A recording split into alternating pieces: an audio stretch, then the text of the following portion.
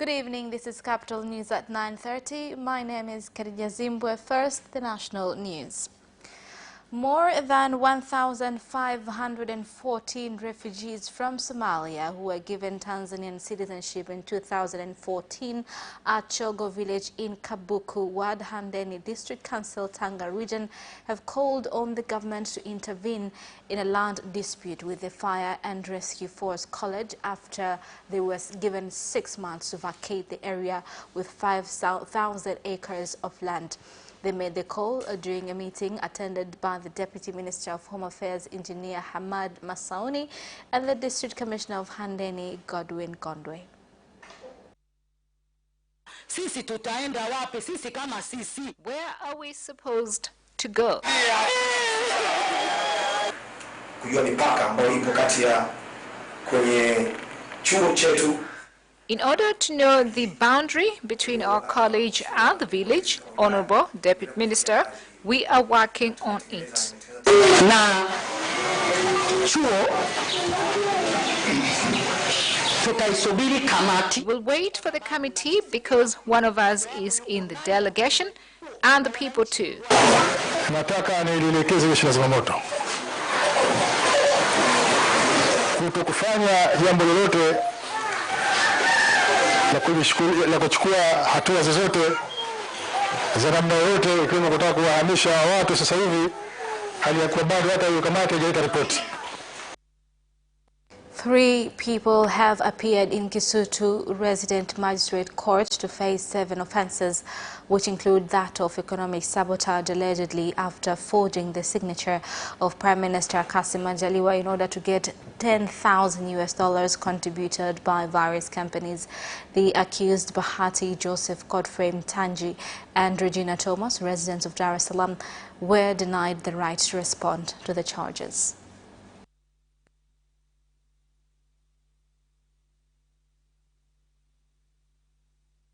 Of Health, Community Development, Gender, the Elderly and Children, Umi Mwalimu, has directed all regional hospitals to have in place good referral procedures to Muhimbili National Hospital.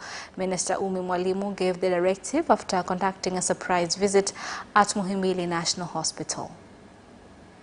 Suala hili la gharama nimeliona, lakini narudia tena kutoa maelekezo yangu kwa hospitali zote za serikali nchini. It is not allowed to refuse to treat a patient simply because he has no money up front. Care first and money later. This is something we've been very clear about, and I commend Muhimbili for implementing this 100%. They treat you first and charge you later. That is why we have the issue of hospitals refusing to release a body, of which instructions in this regard has also been given. No hospital is allowed to refuse to release the body simply because of outstanding bills. An alternative must be sought on how the matter should be resolved. The problem occurs when we have to transfer the patient.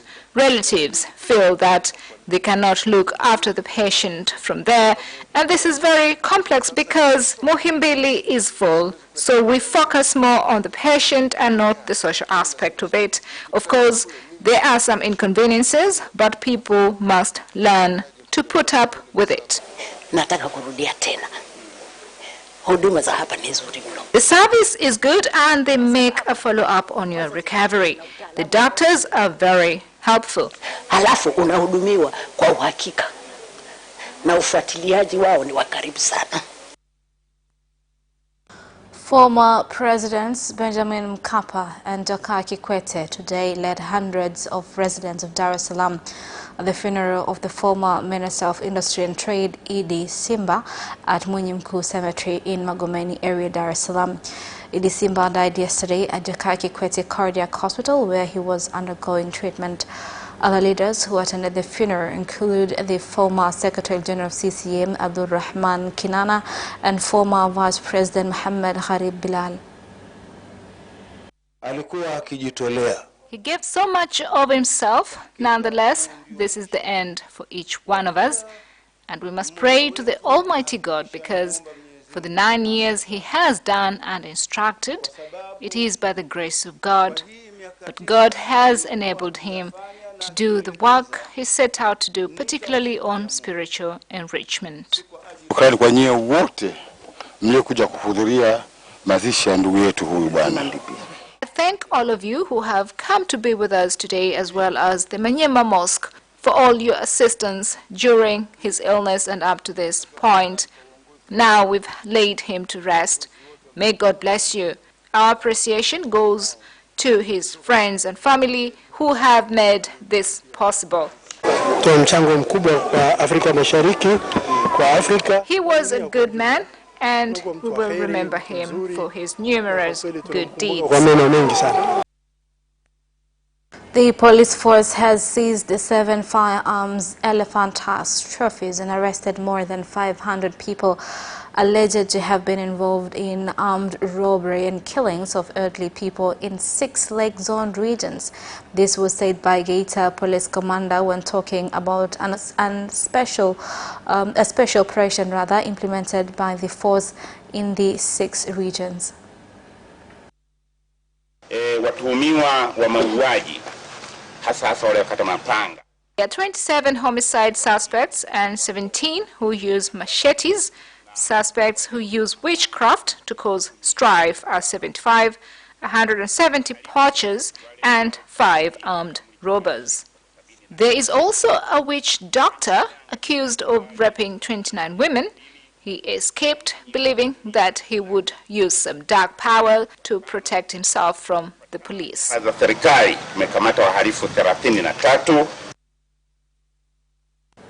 And that is the end of national news. International news follows shortly.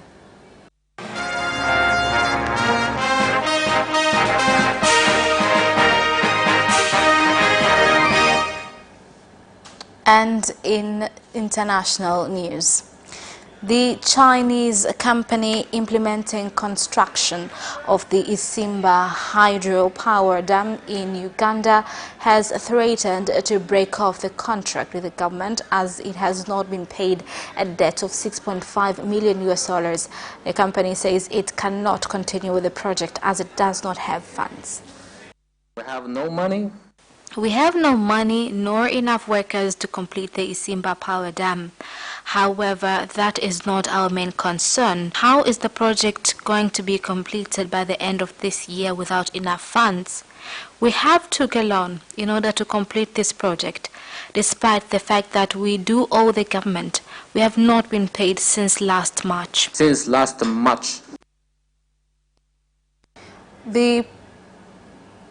The police force in Kenya has been accused by human rights organization Amnesty International of continuing to carry out killings of youth, claiming that more than 100 youth were killed by the police during 2019.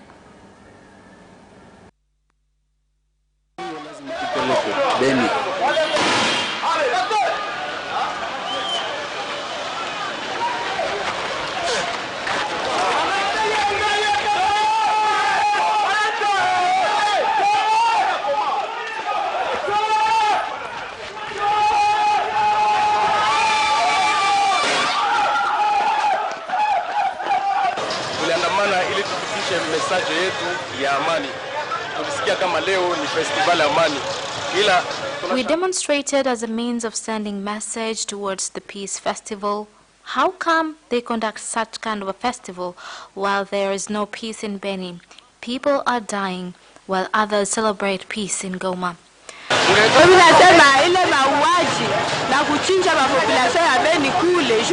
We can't forget the ruthless killings that are ongoing in Beni because they are our brothers and sisters. If the killings will be combated, then all of us will be happy to celebrate their so-called peace festival.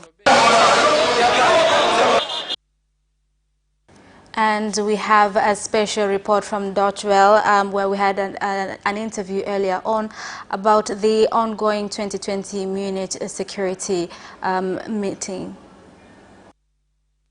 G20 Munich Security Conference gets underway this Friday to take the temperature of the state of international peace and security. To discuss this, we have our correspondent from Deutsche Welle, Thomas Sparrow.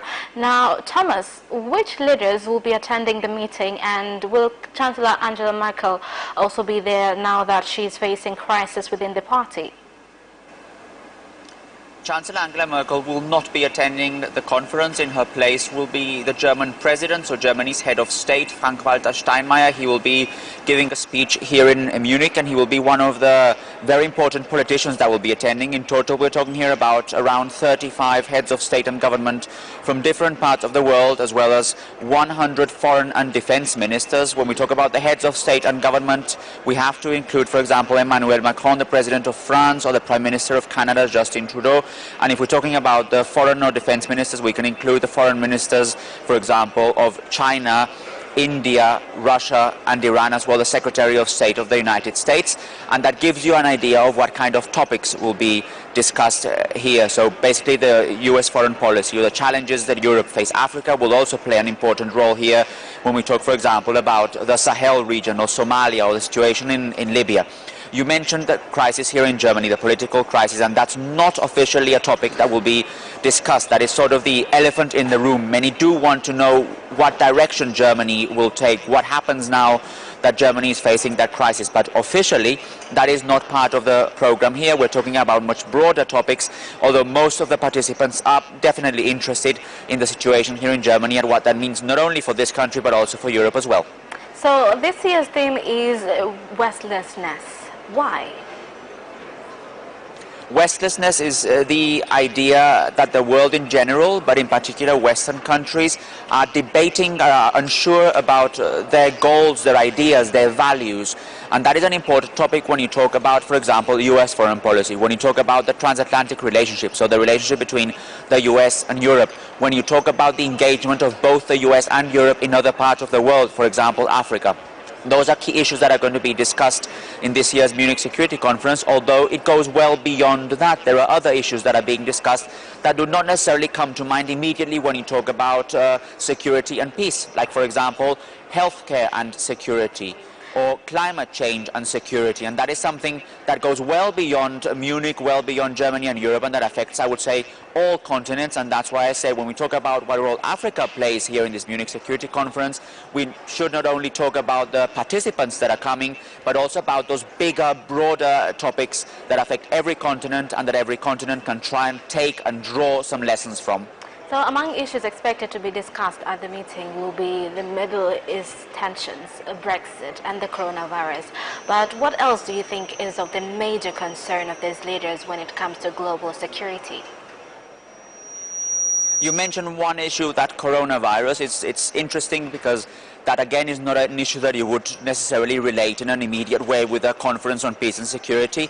But what the organizers want to do is to try and draw comparisons, draw relations between different topics. So when you have a big situation like the coronavirus, which affects many parts of the world, how could that affect security? How could that affect different communities? How could that affect the economy of different countries? Those are all very important issues. So you have those issues that we are discussing here, also others that I mentioned.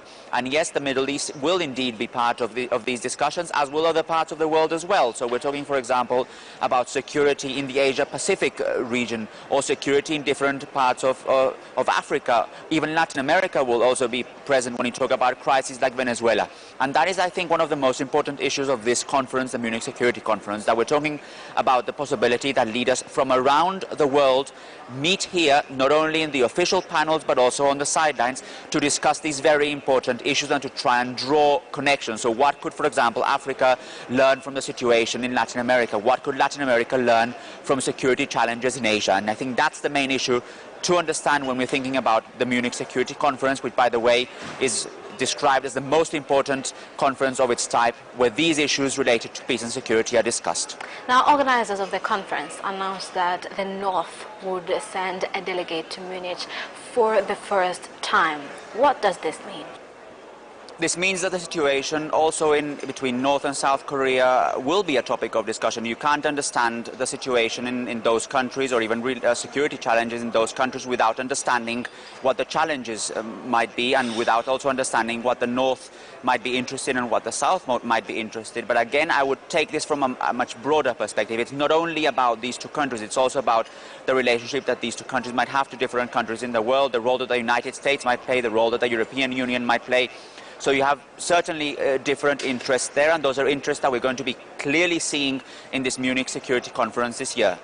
So what is the impact now of Munich Security Conference to the African continent?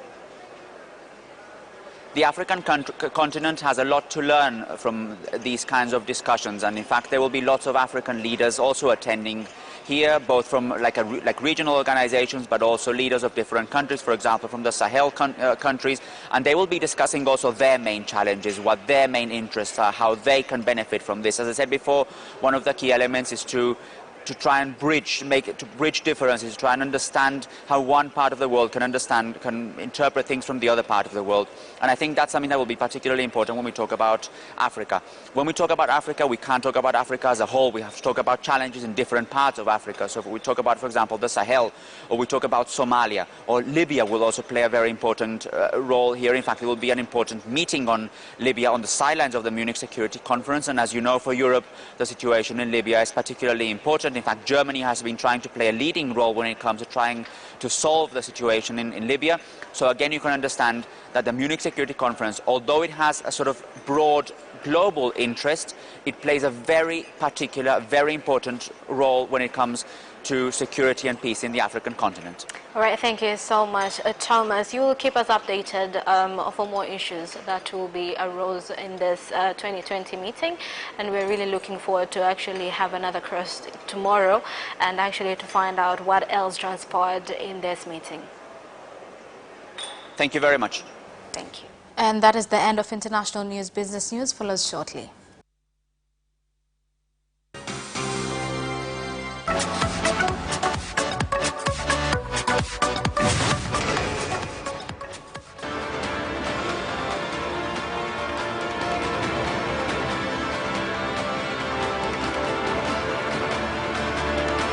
Watch Business Edition as we talk to business leaders and experts in sectors that are transforming Tanzania's economy. We believe that the driver is the customer. To change the mindset of traditional HR to the digitalization. Make sure that everybody can get some access to financial services. And once we understand the vision of our leaders, we then need to be behind them and help them in achieving that vision.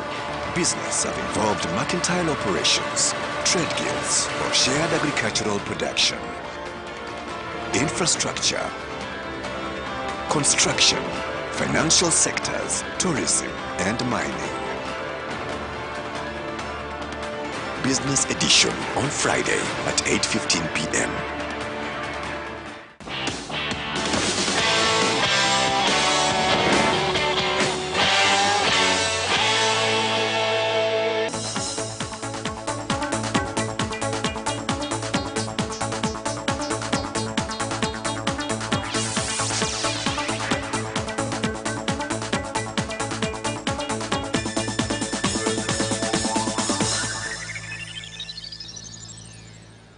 Welcome back, and in business news.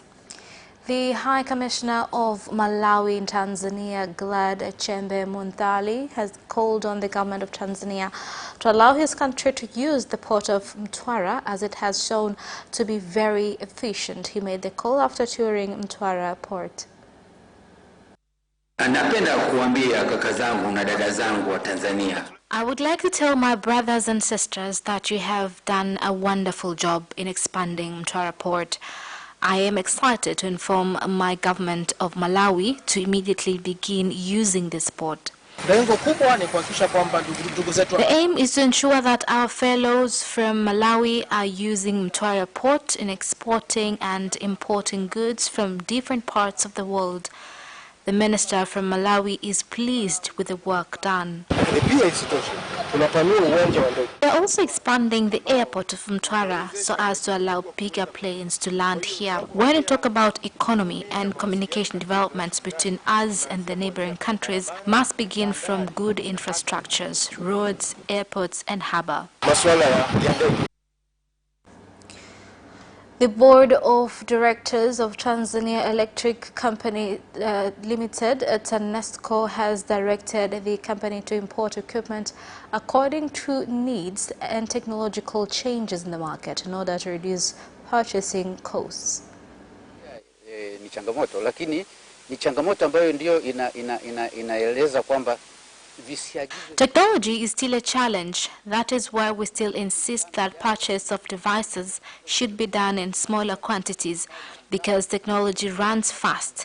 If we import a lot of devices, then within 3 or 5 years, they become outdated. This means that technology is limiting us from making orders in bulk.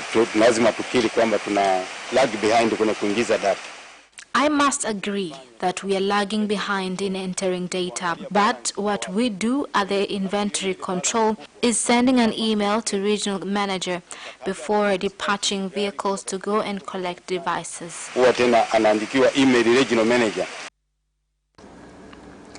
The Ambassador of Tourism in Tanzania, Nick Reynolds, popularly known as Bongo Zozo, has urged Tanzanians to be patriotic by using products produced in the country in order to increase employment of Tanzanians and economic growth.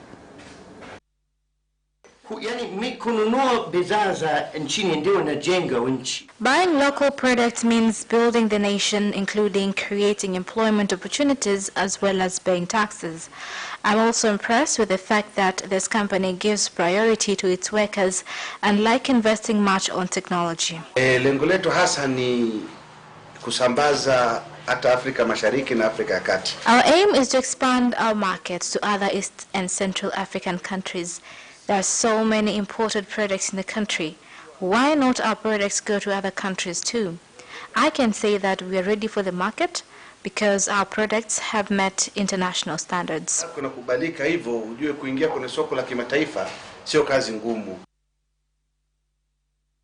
And that is the end of business news rather. Sports news follows shortly after the break. We'll be right back.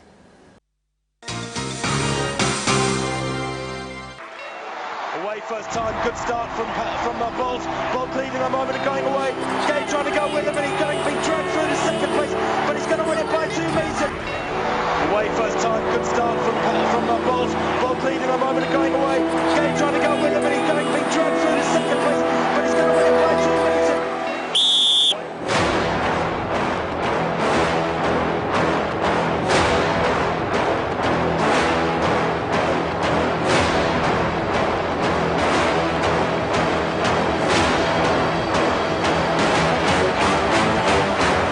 Opposition, Marquinhos, he did lose to Lynn.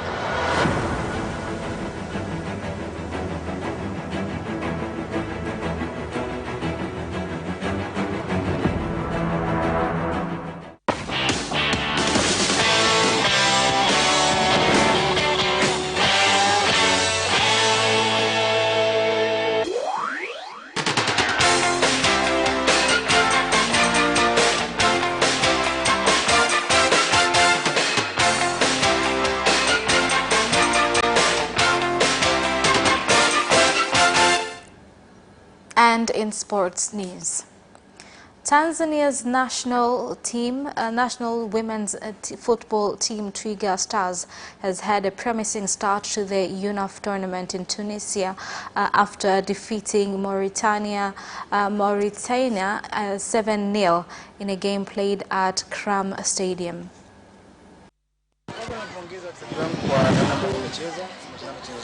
I would like to congratulate my players for the job well done. The match was fantastic, although we entered the match without knowing our competitors well. But we're glad that we managed to secure several goals at the first quarter.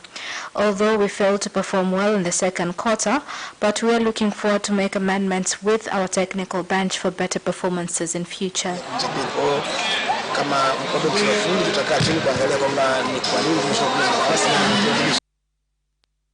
The Premier League in Zanzibar faces the threat of being suspended by Zanzibar Football Federation due to lack of funds as it has failed to get a sponsor. Na hilo kubwa sasa hivi ndio na kwa heshima na taadhima tunamuomba mheshimiwa rais. We are calling on the President of Zanzibar and the Revolutionary Council, Dr. Ali Mohammed Shein, to help us in taking our football games to another level in the Isles. The football management in Zanzibar is still operating and the leagues are going on in Zanzibar and Pemba, although we have been struggling for some time now. We have tried our best, but unfortunately we don't see ourselves continue with the hassle. We need help. Na ligi imekuwa moja na hili ni matakwa ya mwenyewe mheshimiwa rais katika kutoa yale mapendekezo yake kwamba hii ligi iwe moja tu isiwe tofauti. Liverpool boss Jurgen Klopp says the club needs more information before they decide whether forward Mohamed Salah can represent Egypt at the Olympics. The tournament is for under-23 teams, but 3 over-age players are allowed. Salah, 27, is on Egypt's provisional 50-man list for the event, which was its final on August 8th and the first day of the 2020-2021 Premier League season. FIFA has previously acknowledged that clubs are not obliged to release over-age players for the games in Tokyo, and Egypt coach Shwanki Gharib says the decision is Liverpool's. Mercedes' new car is having its first run at a private test at Silverstone on Friday. Lewis Hamilton's Finnish teammate Valtteri Bottas will drive the car in the morning before the Britain takes over in the afternoon. The team are permitted to do a maximum of 100 kilometers on Friday before shipping their car to Spain for the pre-season testing on 19th of February.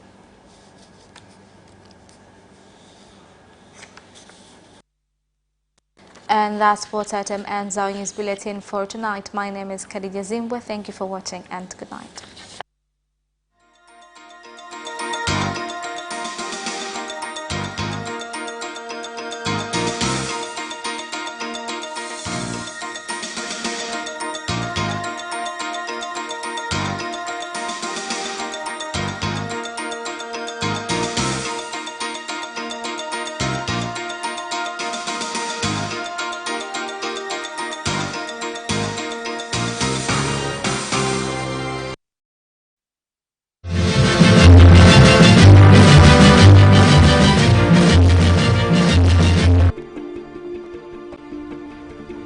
There are very many international organizations in the country. Governments all around the world must collect taxes. Could be any country in the world, and we only get to hear what they do in Tanzania. Agriculture, in my view, is one of the main perspectives for our embassies and high commission operate in Tanzania and how Tanzania can benefit from the presence of this organization, of these embassies in the country. And you can only catch it on the Monday agenda, which is aired